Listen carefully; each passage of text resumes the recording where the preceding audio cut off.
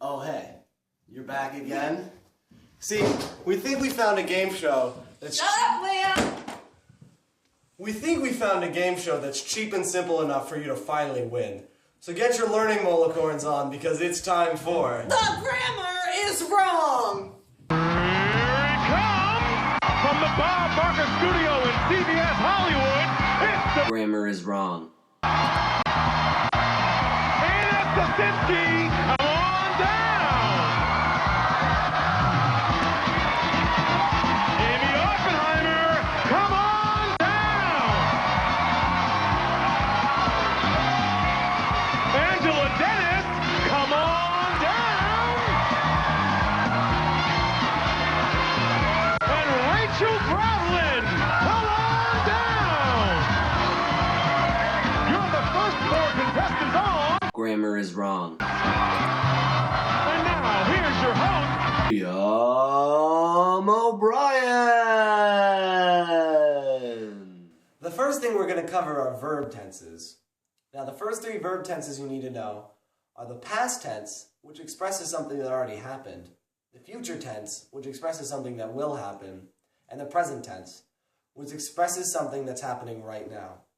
Now, I'm going to pass it on to Ilana to tell you about the perfect tenses. Oh, because I'm perfect? Yeah. Alright, and on to the perfect tenses. The present perfect tense is when something happens in the past and it continues on to something going on right now in the present. The past perfect tense is when something happens in the past and it moves on to another point in the past. The future perfect tense is when something happens in the future and continues on to a specific point in the future. Each of these perfect tenses will have a form of to have right before the verb. Thanks, Ilana.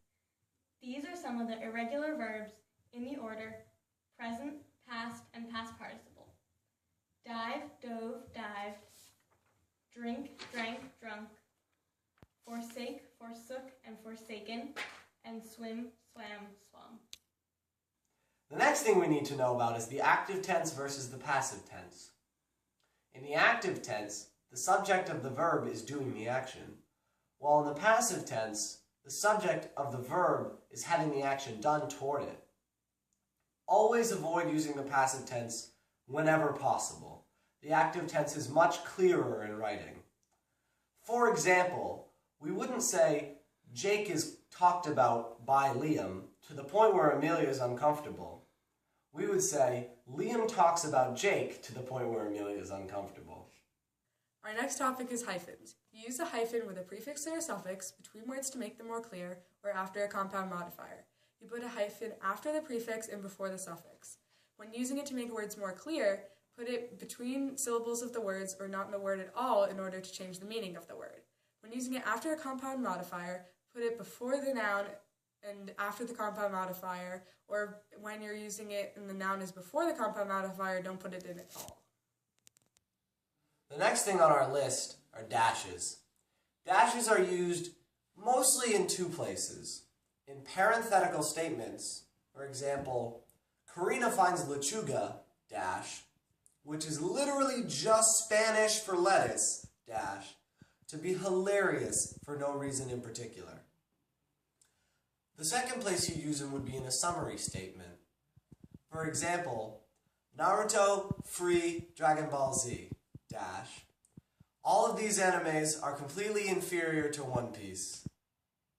So, the next thing we're going to need to know is faulty diction. Some of the things you should know are that regard, the noun, should never be confused with its verb form, regards. Sign up is colloquial, and in writing, you should use enroll or enlist instead. Superior and inferior should always be followed by to and not than. And so should never be used to express intensity. Instead, use very or really. Hey, Marina, my eye thing didn't mess up the shot, did it? No, it's fine. Okay. And lastly, we have faulty diction. We have 3 examples. First, we have observances versus observation. An observance is honoring or respecting something, whereas an observation is looking at something, like Liam is doing to me right now. Secondly, we have perimeter versus parameter. A perimeter is an outer border of an area. A parameter is a guideline or a factor. Lastly, we have regard versus regards. Regard is referring to something, like in regard to that question. Regards is, like best wishes. Like, give my regards to your family. Now, good luck on the grammar is wrong.